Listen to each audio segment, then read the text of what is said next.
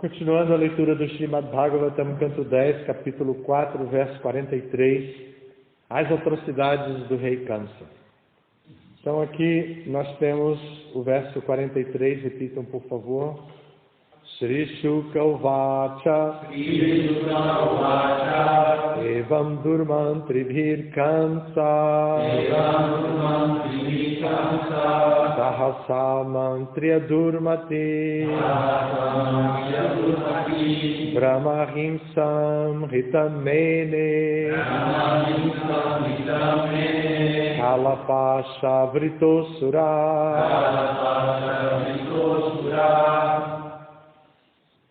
Então, Sri Shuka Uvacha, Sri Shukadeva Goswami disse, Evam, dessa maneira, Durmantribhi, seus ministros malévolos, Kamsa, o rei Kamsa, Saha, juntamente com Samantriya, após considerar muito elaboradamente, Durmati, sem boa inteligência, Brahma Himsam, perseguição aos Brahmanas, Hitam, como a melhor maneira. Mene aceitou Kalapasha Avrita, estando atado às regras e regulações de Yamaraj, Asura, porque era um demônio. A tradução é a seguinte. Shukadeva Goswami continuou.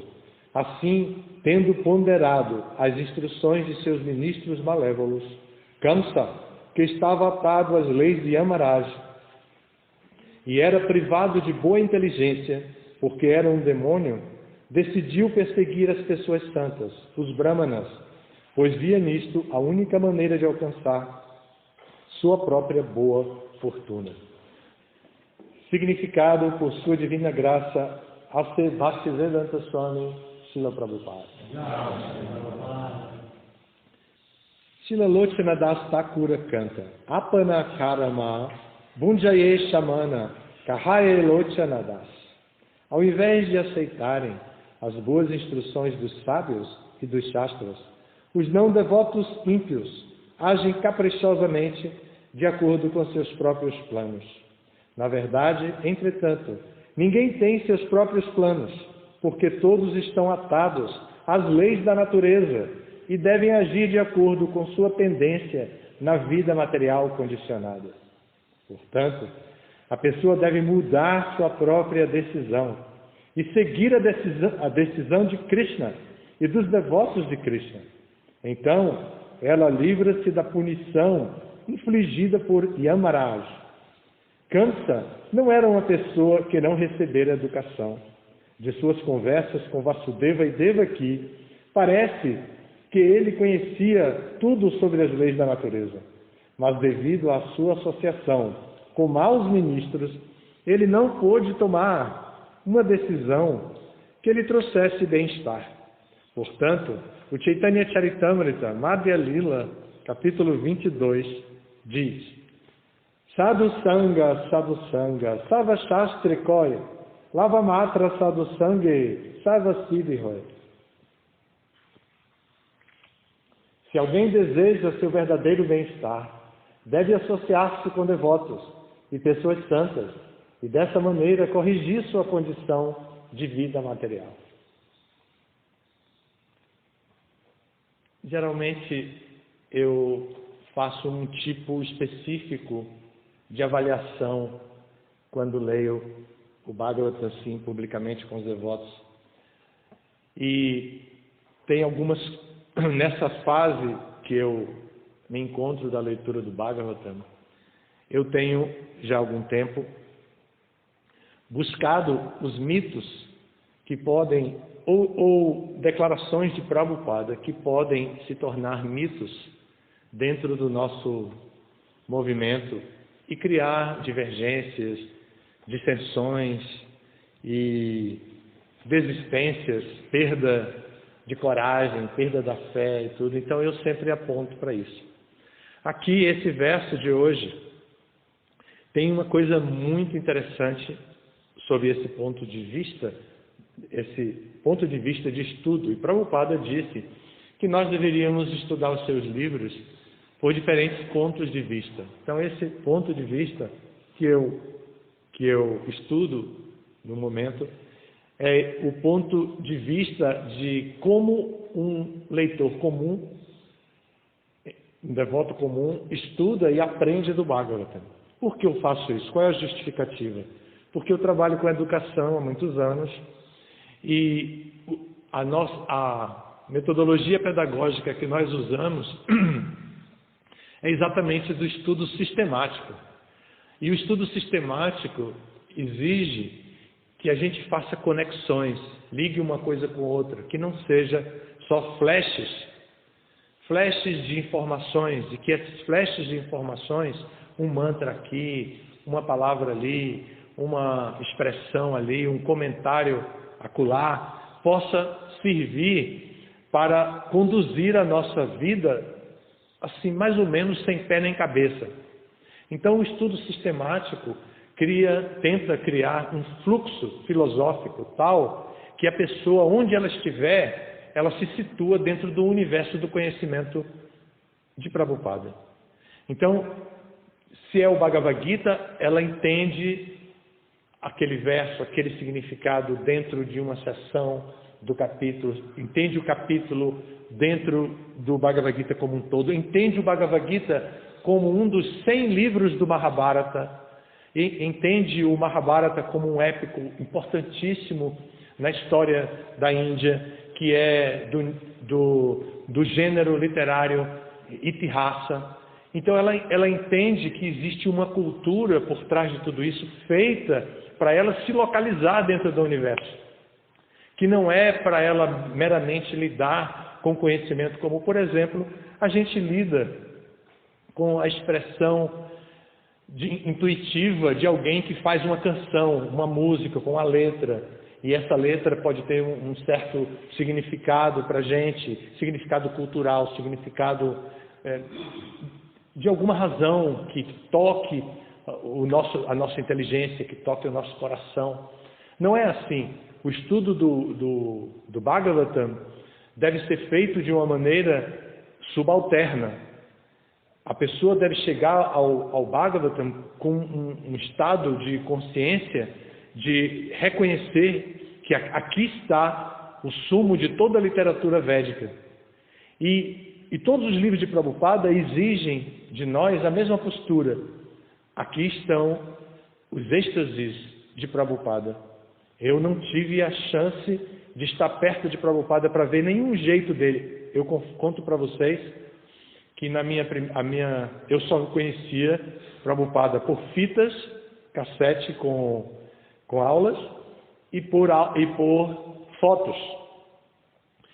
Um dia em Salvador, Mãe Ganga já era devota, naquela época estava com a gente, e nós recebemos um sannyasi em Feira de Santana. Foi exatamente quando a Sara entrou, né?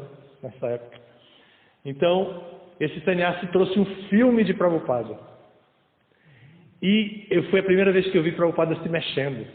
Eu nunca tinha visto, né? Então, eu vi Prabhupada e eu fiquei tão encantado que eu estava com uma obrigação para fazer e me esqueci completamente. Fiquei completamente ocupado olhando para Prabhupada, olhando o filme, vendo o jeito dele, como ele andava, a maneira ereta, ou o jeito que ele se virava. Era um filme muito bonito, dos anos 70, então não estava tão aprimorado como hoje os filmes de Prabhupada. Mesmo assim, foi muito chocante para mim. Então, se dirigir, o que restou para nós?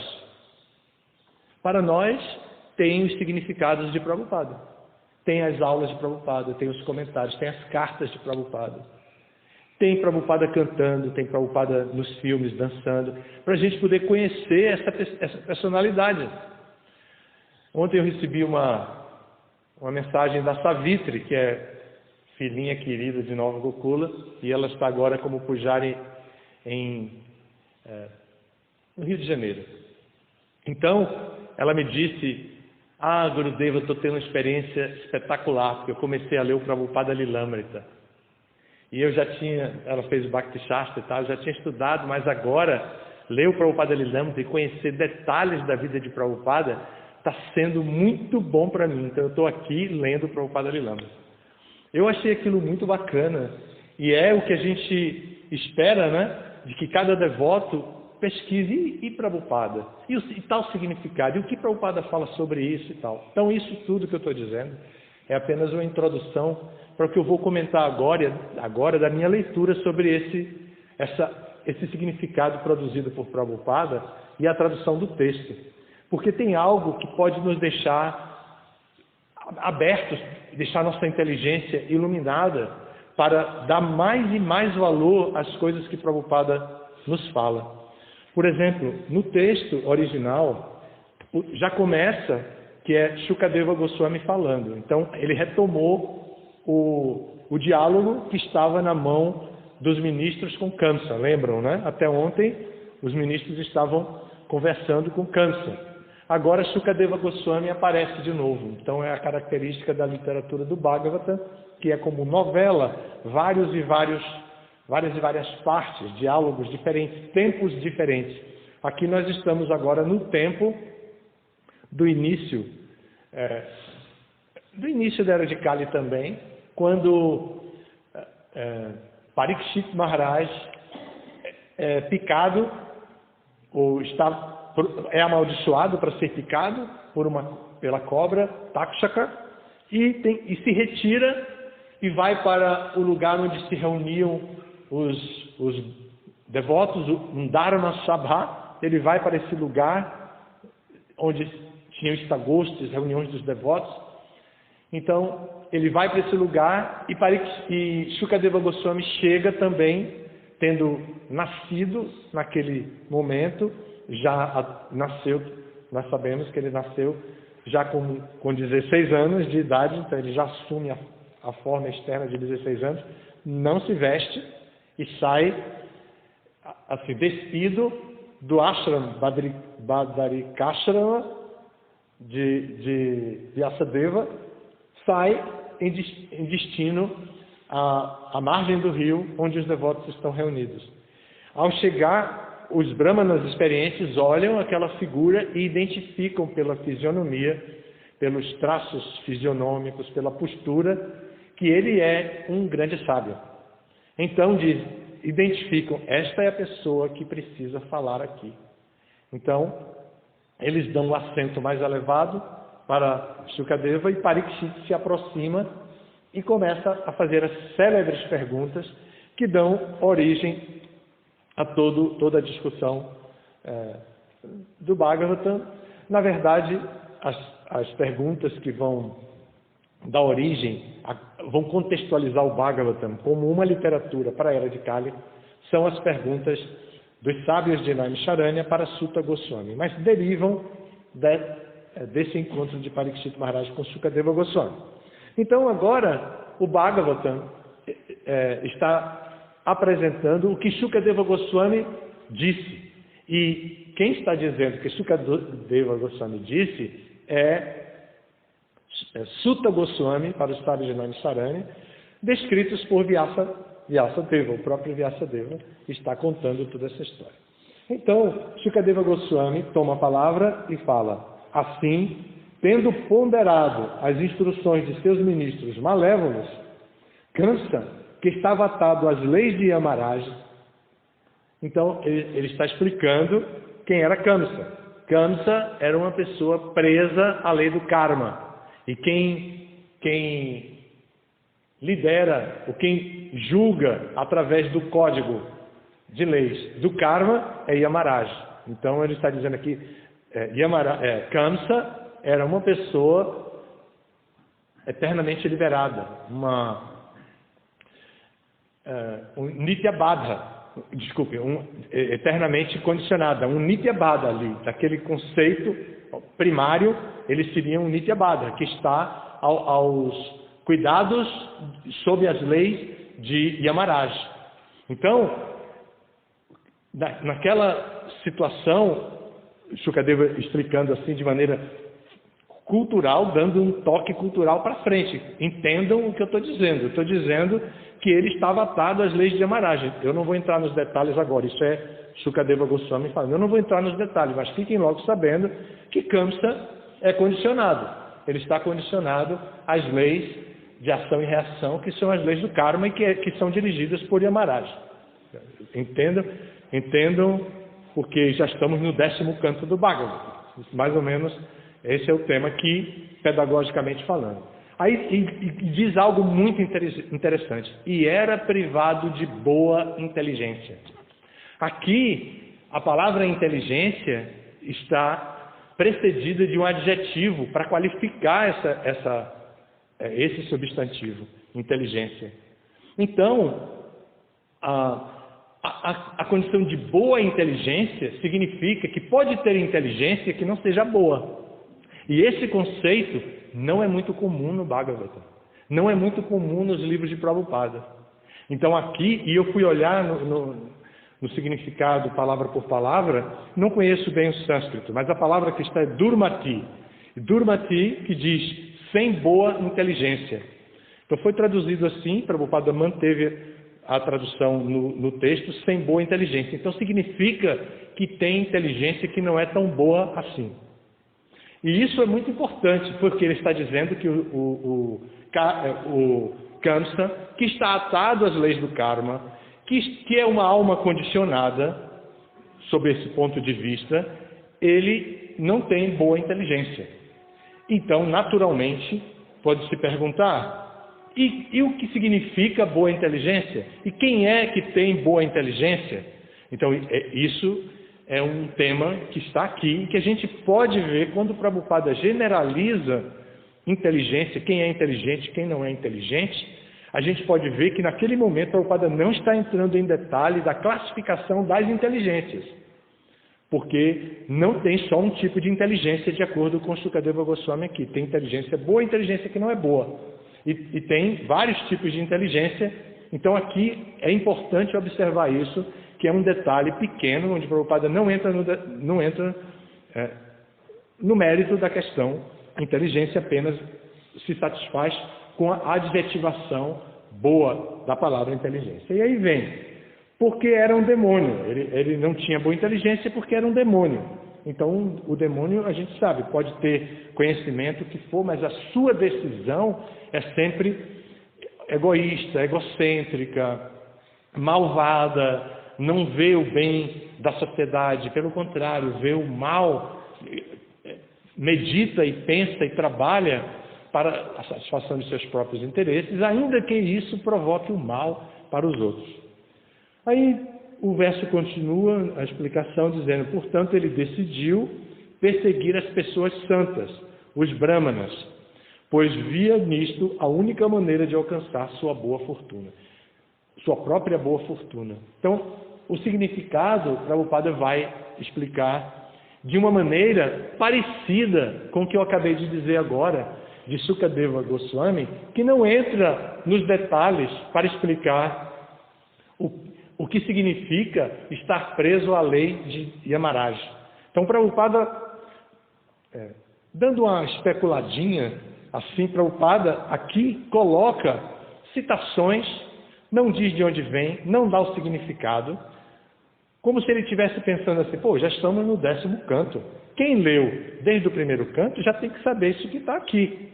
Então, eu vou colocar e eles que procurem o significado. Eu vou dar o significado mais essencial e se eles quiserem que estudem minuciosamente.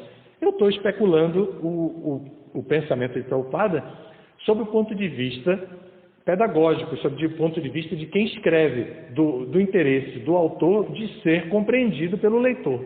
Então, Prabhupada apresenta já Lochana Das, ele começa já assim.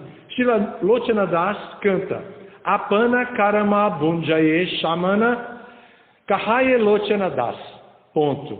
E aí, Prabhupada vai, baseado nisso, mas sem dar a tradução, ele diz, ao invés de aceitarem as boas instruções dos sábios e dos sastras, os não devotos ímpios agem caprichosamente de acordo com seus próprios planos.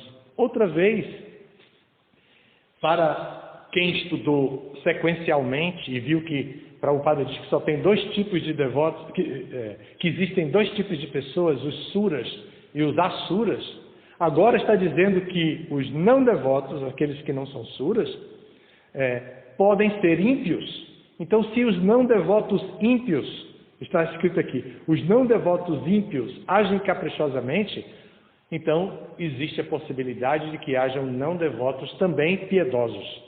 Isso vai ajudar a gente a sair da plataforma fanática, fechada do nosso julgamento a respeito da sociedade e vai facilitar o nosso trabalho de levar a mensagem de Prabhupada para a sociedade, porque não estaremos julgando as pessoas de forma depreciativa, pensando que elas não são capazes de obter porque são impiedosas e vamos então nos afastar delas. Aqui é uma porta aberta para nós irmos às pessoas, distribuir os livros, ter a confiança de que essa pessoa pode ser um demônio, essa pessoa pode ser também um carne piedoso, não apenas uma pessoa ímpia, ele pode ser piedoso também. Então eu posso vir, eu vou entregar o livro e vai ficar de acordo com a lei de Dhyamaraja e se ele tiver boa sorte, ele vai dar atenção ao livro. Se ele não tiver, não vai. Tem um grupo de zap dos devotos que falam de Sankirtan, que é feito e liderado pela Secretaria de Sankirtan, e é muito interessante, tem coisas muito instrutivas, tem associação com devotos antigos e tudo. Tem às vezes algumas coisas que fogem do objetivo do grupo e às vezes tem pessoas que usam palavras muito grosseiras umas com as outras e tudo. Também a gente sabe como a gente fica corajoso na hora de escrever nessas mensagens impessoais assim de Zap principalmente, né? A gente fica tão corajoso, a gente escreve coisas que a gente nunca diria pessoalmente para alguém. A gente fala coisas que às vezes são grosseiras e tal. E porém nesse grupo, apesar de ter uma coisa ou outra desse tipo, nesse grupo tem coisas muito interessantes. Muitos devotos descrevem como eles conheceram o movimento, relacionando isso com a distribuição de livros. Então eles contam suas experiências. Até a mãe Yashoda Maísa andou escrevendo recentemente. Como eles conheceram o movimento, a importância da distribuição de livros na vida dele, como o livro atingiu, como ele mudou seu destino, que é outro tema do significado aqui, não é? Vocês lembram que a gente falou que a pessoa... Vamos ver lá. Então esse grupo mostra como a gente pode ter coragem verdadeira de pregar sem fazer julgamento minucioso sobre as pessoas.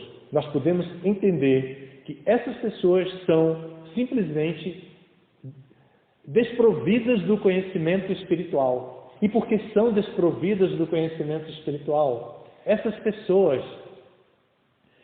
merecem a misericórdia de Chaitanya Mahaprabhu. E aí, se a gente pensa dessa maneira, a gente se aproxima. Se a gente pensa, demônio, aí a gente não tem coragem de se aproximar. Especialmente se for para receber em casa. Aí a gente recebe no templo, a gente recebe numa comunidade, como Nova Gokula, alguém que a gente pensa que é um demônio. É muito difícil que a gente abra o coração para deixar jorrar a compaixão do Senhor Chaitanya para essa pessoa, porque a gente já tem um julgamento. Então eu estou indo nessa linha, que é a linha como eu disse, do fluxo filosófico que nos acompanha ao ler os livros de Prabhupada e nos traz realizações cumulativas. A gente vai crescendo, vai deixando a experiência de ser um neófito para a experiência de ser um devoto com um nível de discriminação baseado na sabedoria védica, baseado nos escritos védicos, baseado nos livros de Prabhupada, baseado nas explicações de Prabhupada. Então a gente vai crescendo. À medida que a gente vai lendo, a gente vai se apropriando daquele conhecimento positivamente e fazendo aquele conhecimento ficar uma semente de vijnana dentro do nosso coração. Está aqui, agora eu tenho que colocar na prática, eu tenho que viver isso, mas eu tenho que viver isso também dentro do humor de Chaitanya Mahaprabhu, que é um humor de compaixão. Então eu tenho que abrir o meu coração, eu tenho que deixar fluir a compaixão que eu recebi, e eu tenho também que me associar com essas pessoas para dar o conhecimento. Essa é a medida de associação.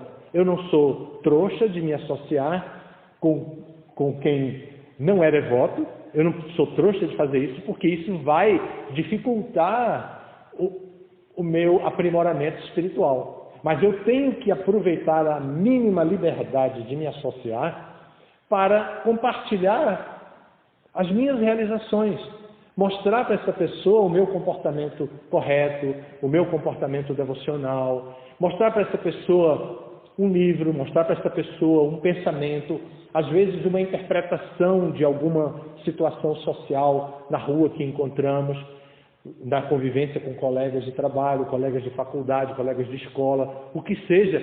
Eu preciso ter uma liberdade de me associar com essas pessoas em um determinado nível de intimidade. E essa intimidade eu devo trazer o conhecimento do Bhagavatam, o conhecimento dos livros de Prabhupada.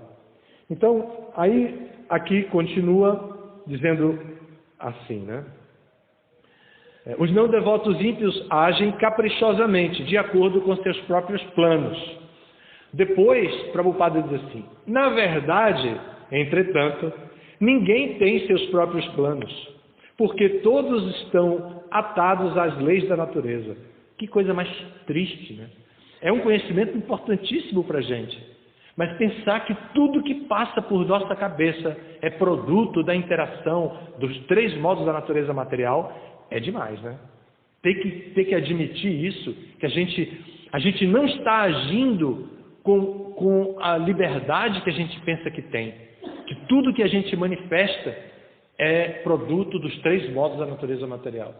É terrível isso, mas aqui Prabhupada está dizendo com toda clareza, é um Siddhanta Vaishnava que a gente não pode negligenciar. Aí Prabhupada diz, na verdade, entretanto, ninguém tem seus próprios planos, porque todos estão atados às leis da natureza e devem agir de acordo com sua tendência na vida material condicionada. Condenado a agir na vida material de acordo com sua própria natureza, pela interferência dos três modos da natureza, influenciando e a gente pensando que está abafando. Pelo menos era uma expressão antiga que se usava, não sei se hoje deve ter outras coisas hoje, mas eu não conheço. Mas pensando que é o maioral, que é o bacana, e quando na verdade ele está atado aos três modos da natureza material.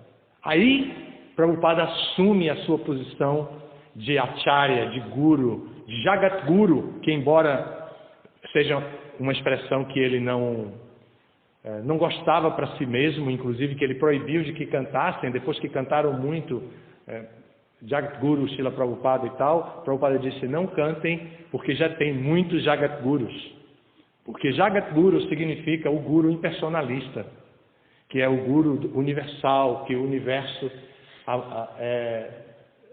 é mais importante do que o universo espiritual. Então, Prabhupada proibiu que cantassem. E isso existe, é uma lei do GBC que a gente geralmente não segue, né? Muitos devotos não sabem e já ouviram e cantam, e tem muitos bhajanas também. Porque Prabhupada, nesse sentido, ele introduziu algumas coisas e depois ele mudou. Tem um Kirtan de Prabhupada que tocam muito aqui para a deidade, que Prabhupada canta Bhaja Shri Krishna Chaitanya.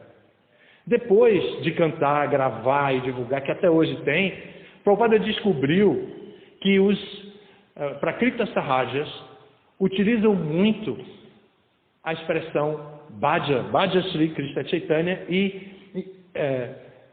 que significa glorificar a Shri Krishna Chaitanya, mas no humor introspectivo apenas, no humor de desfrute pessoal, no humor de yoga, não no humor de bhakti. Então, Prabhupada mudou para Jaya Shri Krishna Chaitanya e disse, não cantem mais Bhaja Shri, porque é assim que os Prakrita Sahajas cantam, e para a gente não cantar igual a eles. Mas muitos devotos ouvem Prabhupada cantando, mas não conhecem essa informação. Aí cantam Bhaja Sri Krishna Chaitanya. Então, assim, há algumas mudanças, né? E a gente precisa, de alguma maneira, se instruir e ir se ajustando, porque nós temos que passar o movimento para frente. Nós temos que passar o movimento para as próximas gerações. E ao passar o movimento para as próximas gerações, nós devemos levar os êxtases de Prabhupada, as explicações de Prabhupada dos livros e algumas informações todas que ele deu também em outros processos de comunicação que ele usou. Então, aí Prabhupada vem com uma conclusão que eu estou dizendo de guru, daquele guru universal, aquele guru que é o acharya fundador, aquele guru que é o topmost do Vaishnavismo na era em que estamos vivendo, século XX, século XXI, que já entramos há vários anos. Então, Prabhupada diz, portanto, a pessoa deve mudar sua própria decisão e seguir a decisão de Krishna e dos devotos de Krishna. Olha que coisa mais interessante.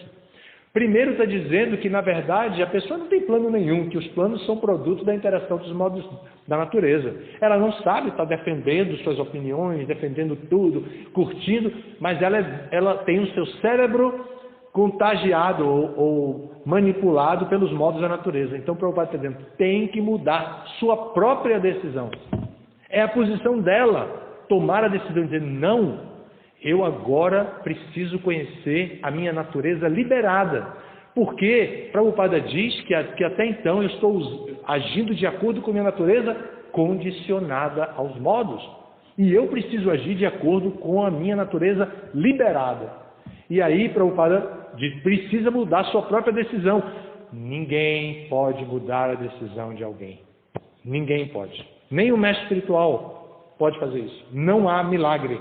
Não há esse milagre. É a própria pessoa, na sua condição de Tatastha Shakti, na sua posição de energia intermediária do Senhor, que pode tomar a decisão de se render. Ninguém pode obrigar alguém a se render.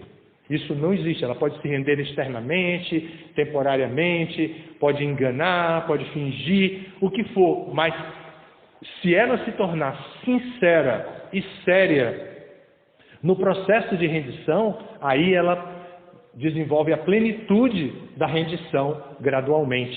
Mas é ela quem tem que tomar a decisão. É por isso que o Prabhupada está dizendo aqui. Portanto, a pessoa deve mudar sua própria decisão. Para qual? Qual decisão? A decisão de servir a Krishna e aos devotos de Krishna. Aí, o Prabhupada está completando esse tema dessa maneira, mostrando que há uma dinâmica no processo de autorrealização que não é automática. Exige pensar, exige a inteligência ativa, instruída, iluminada. É isso que Prabhupada está dizendo, e porque ele tem que mudar sua própria decisão. Imagine, ele tomou uma decisão influenciado pelos modos da natureza. Prabhupada está dizendo, muito bem, você tomou sua decisão, porque é natural tomar decisão. As almas condicionadas tomam no critério dos três modos da natureza. Mas agora eu estou lhe dizendo que você deve mudar a sua decisão, não mais se utilizando dos critérios que você se utilizou, que são influenciados, né, que são a influência dos três modos da natureza. Utilize agora a associação com Krishna e com os devotos de Krishna. Use esse critério agora para modificar sua decisão. Aí a gente vai ao Bhagavad Gita e Krishna vai dizer um monte de coisa bacana, né? Sarvadharmam parityaja, não é? Aí a gente, peraí, e se Krishna está dizendo que eu devo abandonar todo tipo de Dharma, então eu preciso prestar atenção a isso. E aí Krishna vai dizer, me adorem, né? Manmana bhavamad bhakto. Então, torne-se meu bhakta, minha bhaktin. Torne-se meu bhakta, minha bhaktin, siga-me. Ocupe a sua mente sempre em pensar em mim, Krishna dizendo. Aí a gente vai ao Bhagavad Gita porque é onde está a opinião de Krishna. Não estamos mais falando do critério dos três modos da natureza. Estamos falando do critério de Krishna e dos devotos de Krishna, o Chaitanya Charitamrita.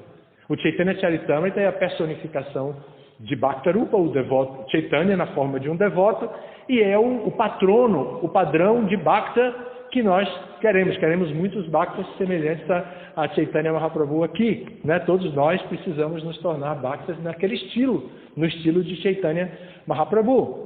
Então, aí vem a instrução, siga Krishna e siga os devotos de Krishna, ou seja, siga também o Chaitanya Charitamrita. É aí que Prabhupada vai concluindo o texto, e no fim ele diz, o verso do Madhya Lila, Sadhusanga, Sadhusanga, Sarva Shastra Koi, Lavamatra Sadhusanga, Sarva Siddhihoi. Então Prabhupada usa isso, que é da conversa com Sanatana Goswami. Esse verso é a evolução de um pensamento a respeito do serviço devocional. O título do capítulo é o processo de serviço devocional. E Prabhupada, e aqui essa instrução de que um minutinho de associação com um devoto pode dar à pessoa todo tipo de realização que ela pode necessitar, porque todos os shastras recomendam isso, é a evolução de um pensamento que que o Chaitanya Charitamrita vai desenvolvendo a respeito da supremacia do processo de Bhakti sobre o processo de Karma, Jnana e Yoga. Então, Bhakti é superior a Karma, Jnana e Yoga. Então, Prabhupada o Chaitanya Charitamrita segue essa linha de raciocínio e vai dizendo os perigos da associação com Karma, da associação com Jnana, da associação com Yoga. E por fim chega para dizer que é preciso se associar com os devotos de Krishna. É preciso criar uma experiência congregacional. E aí vem esse verso, e o Chaitanya Charitamrita, ele já vem no final, mais do meio, vem para explicar que vale a pena, e isso é chástrico. Não é uma speculation, né? Não é uma especulação como a gente adora especular. Não é uma especulação. Isso vem do Shastra. Isso todos os Shastras dizem. Sadhusanga, Sadhusanga. Todos os Shastras dizem. O que é que você precisa? Sadhusanga. Revela sua mente em confiança. Dê presentinho para os devotos. Dê praçadinha para os devotos. Aceite quando eles derem também. Não pense que tem uma mandinga ali para controlar, para manipular você não. Aceite o amor dos devotos, coma, e às vezes coma até quando não for muito saudável. Eu sempre faço isso. Então essa associação sadhusanga com os devotos chega como a dinâmica principal para fazer o serviço devocional produzir os seus efeitos. Essa é a conclusão desse capítulo do Chaitanya Charitamrita, o processo de serviço devocional. Que em plena associação dos devotos, a nossa vida espiritual sai, vou usar uma expressão que agora, esses dias está bem comum entre o conselho e a diretoria de Nova Gokula. A gente sai da marcha lenta. A gente sai da marcha lenta e entra num pique, numa cadência regulada de avanço espiritual na associação dos devotos. E a gente deve saber quais são os elementos que caracterizam Sangha como Sat, como Sadhu. Então, a gente traz para a relação entre os devotos as características de Sadhu. Senão, fica uma Sangha comum. E a Sangha comum é até chamada de Asat Sangha. Então, a gente precisa ter associação com os devotos, com os elementos apropriados do que significa uma sangha, uma associação, no nível de sadhus, com conhecimento, com sabedoria, com shastra, com guru, com tudo, completa. Então, essa é a conclusão aqui, e observem que Prabhupada nem dá a tradução desse verso. Então ele simplesmente cita e diz, qualquer coisa, aqui o Chaitanya Charitamrita, acho que já está traduzido, então, vamos lá no Chaitanya Charitamrita, eu coloquei aí o verso e o capítulo e tudo, então vão lá e vejam a tradução. Eu não vou colocar aqui não, porque vocês já estão no 10º canto do Bhagavata. É bem legal isso, é um professor estimulando o aluno a não ter tudo na mão, assim, na bandeja, tudo minuciosamente. Não, está aqui, vá lá, estude, procure, pesquise, se vire. É seu dever se virar, é seu dever buscar elementos para seu próprio desenvolvimento espiritual. É bem admirável observar, assim, sob o ponto de vista pedagógico de Prabhupada, observar como Prabhupada cuida do seu leitor. Às vezes ele entra nos mínimos detalhes, a gente vê isso, e às vezes ele passa assim um pouco mais superficial, em detalhes e muito profundo no Siddhanta. É o caso desse verso, desse significado. Obrigado. Se vocês tiverem alguma pergunta.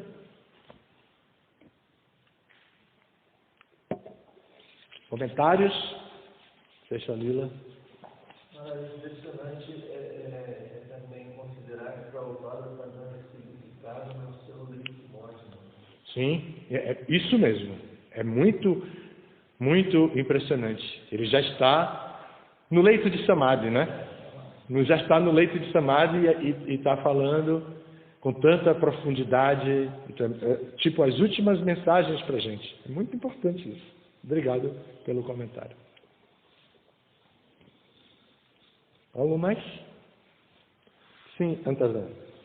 Eu ouvi o senhor falar, teve um momento em que o senhor falou que o padre tratava várias vezes e depois ele mudou. Sim. Então, eu tenho o exemplo de Prabhupada, que mesmo ele sendo um devoto puro da alma sagrada, ele estava sempre se aprimorando para transmitir a mensagem da maneira mais pura possível, da maneira mais completa. Isso mesmo. Essa é a característica do devoto puro mesmo, né? Está sempre preocupado com as pessoas em geral. O benefício o devoto puro, o seguidor de Bhaktarupa, esse não é um nome muito legal para Chaitanya,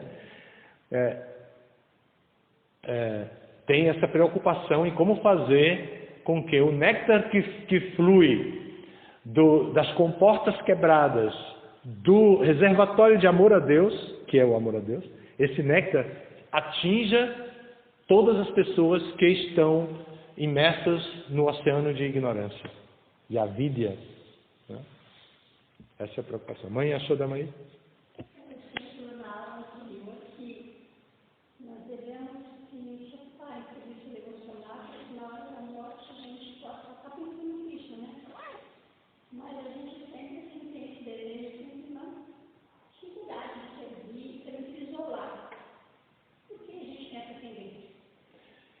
Porque nós somos indivíduos.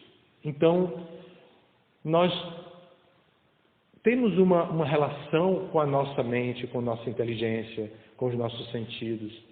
Então, a gente tem essa tendência em uma certa etapa da vida, né? Diferente do adolescente que quer estar em grupo. Eles querem mesmo fazer... A sensação de pertencimento para o adolescente é fundamental. Eles querem estar em grupo, querem ser iguais aos outros, fazer tudo que os outros fazem, usar o mesmo tipo de roupa, o mesmo tipo de... Querem estar no grupo, querem se sentir pertencentes a uma ideologia. Isso é típico. Essa adolescência, na psicologia social, foi estudada no meado do século XX. Antes disso, os adolescentes eram considerados crianças. E porque o adulto é adulto e criança é criança, eles eram considerados crianças. Mas na metade do século XX se começou a ver que eles tinham um comportamento diferente. Isso é uma psicóloga, até o sobrenome dela é Pujol, uma socióloga. E Pujol é um nome conhecido para a gente, não é verdade? Então, ela conta isso, ela diz que a adolescência foi assim e que agora, no momento em que estamos vivendo, tem uma velhice que era velhice antigamente e que tem está tendo a mesma sensação dos adolescentes da metade do século XX, que por sinal são os mesmos. As mesmas pessoas que inventaram a adolescência estão inventando uma nova velhice, ou seja, não aceitam as limitações comuns da velhice de antigamente. Então eles são produtivos, não fazem nenhum plano para se aposentar, assim, não querem se aposentar, se aposentam legalmente, vão se ocupar em outra coisa, estão com 70 e tantos, 80 anos, estão ativos, participativos, não rejeitam a ideia de morrer, de envelhecer quieto, sozinho e tal. Então, se nós pudéssemos entender que precisamos do pique dos velhinhos para pregar a consciência de Krishna, talvez a gente pudesse sair um pouquinho desse casulo que a gente cria por causa da necessidade de indivíduo que nós temos. Também porque, com toda franqueza e intimidade, às vezes o nosso movimento definitivamente não capacitou todas as gerações. Então, nós chegamos da rua e todos que entraram trazendo sua bagagem e a gente aceitou todos com toda a bagagem que vinha. E a gente não fez uma educação de todo mundo, uma capacitação para todo mundo trabalhar, para todo mundo atuar dentro do movimento.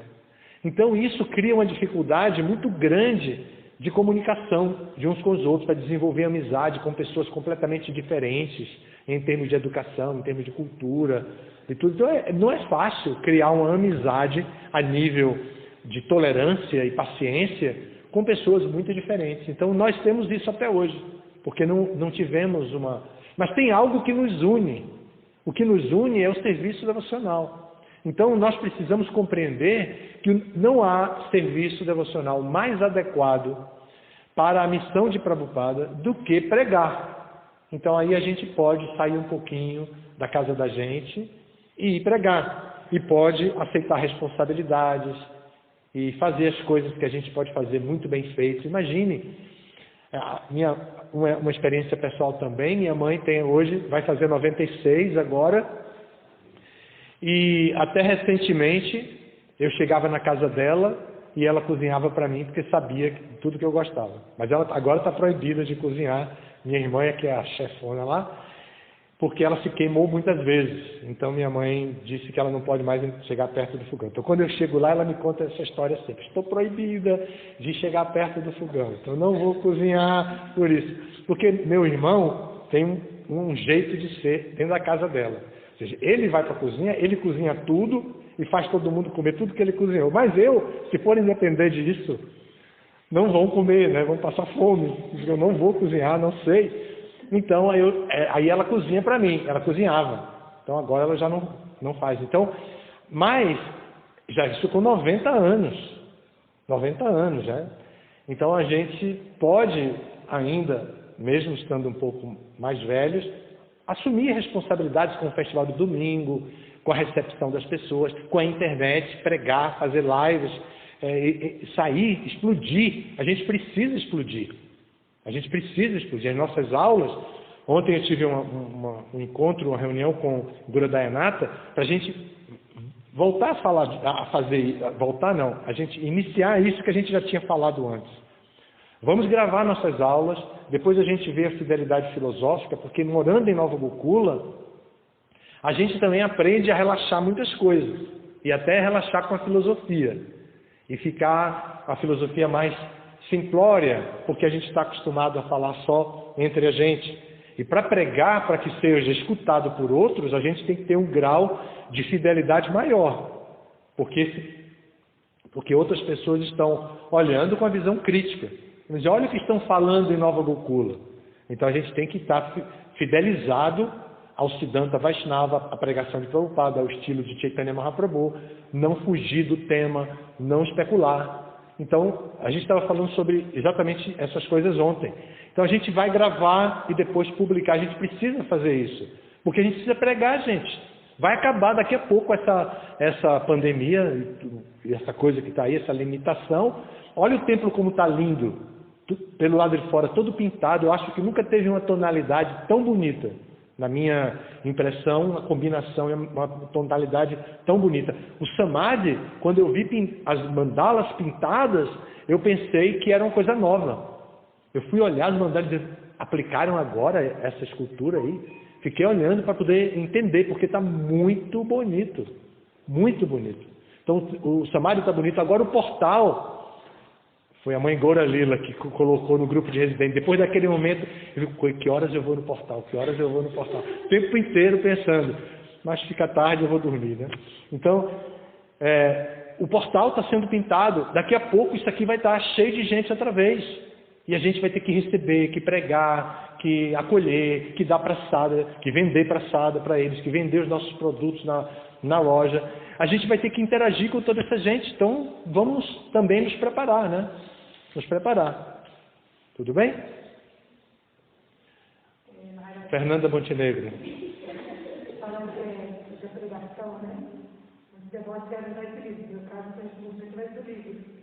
E agora na cidade, está cinza, naquela coisa boa.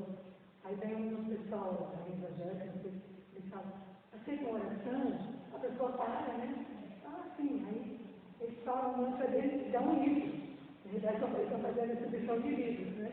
E o rapaz já abordou na feira de Caixa Econômica. Falou, ah, sim, mas se a senhora me aceita uma oração, eu posso orar para você também? Aí ele disse, ah, vou te dar uma, deixa eu aprender. Aí eu falei, o cara falou, está para mim, uma oração que eu conheço. Eu ofereço a sua, eu ofereço a minha, pode ser? Aí o cara foi embora, saiu, não ofereceu o segundo. Mas ele sabe que tem dele, jovem aqui, fazendo esse tipo de coisa, né? Assim, cristana, religião, né? Então, toda vez amanhã, eu falei, cadê os devotos? Não tem nenhum devoto aqui, por causa da pandemia, eles estão aproveitando e estão botando as pessoas nas filas dos homens, né? Eles estão muito avançados em tecnologia de abordar as pessoas. Nós não somos tanto. Nós repetimos muitos erros ainda até hoje do Sankirtan.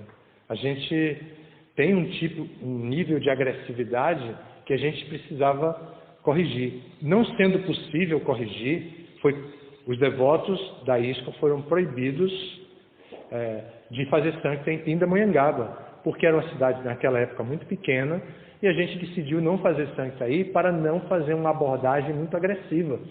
E deu muito certo. A gente não incomodou as pessoas.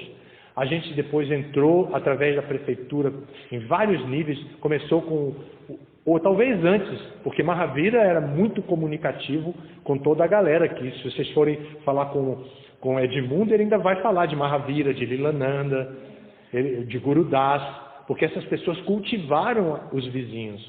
Então, quando alguém aborda a gente assim, a gente talvez tenha que receber a oração, sabe? Receber e dizer, muito obrigado também. Aí pode até dizer para ele, eu sou do movimento Hare Krishna e eu entendo a sua linha e tal, assim. Se quiser, vá nos visitar, para não fazer uma competição. Porque senão, na hora de estabelecer a competição, a gente entra num nível que vamos perder. Por quê? Porque a nossa mensagem, culturalmente, não tem base cristã. E como não tem base cristã, nós temos uma desvantagem muito grande, porque é uma coisa exótica. É como as árvores exóticas que nascem aqui na Mata Atlântica, né, como a jaqueira, como a exótica que nasceu na Floresta da Tijuca e que depois foram todas dizimadas, tiraram, porque elas tinham se alastrado, estavam prejudicando ecologicamente. Então, a nossa mensagem é uma mensagem exótica. Não faz parte culturalmente, mas eles podem falar de Cristo para qualquer um, até para a gente, porque todos nós temos, quase todos, pode ser que tenham outros de outras bases, mas a nossa base em geral é a base cristã, cultural. Então a gente precisa ter esse cuidado. Tá? Eu acho que não é só por causa da pandemia que a gente não está fazendo sangue, que eu acho que a gente ainda segue uma orientação antiga e a gente tinha que cuidar de Pinda com Ratha Yatra, festivais, distribuir convites, ir para televisão. Parece que a mãe Shirupa Manjari tem um programa assim. A gente precisa fazer outras coisas que possam atrair para a nossa comunidade. Isso aqui é a coisa mais linda, gente. Isso aqui, para eles, é um orgulho. É um orgulho. É um orgulho ter um templo como o nosso. Quanto dinheiro eles sabem que eles não fizeram quase nada aqui. Talvez tenham dado uma máquina para passar aqui dentro, tenham feito alguma coisa, mas na história, 43 anos, completamente autônomos. Completamente autônomos, não pedimos, incomodamos pouquíssimo a prefeitura. Para eles é uma vantagem muito grande. Então é isso aí. Tudo bem? Obrigado a todas as glórias do Srila Prabhupada. Passamos bastante, viu? Desculpem aí.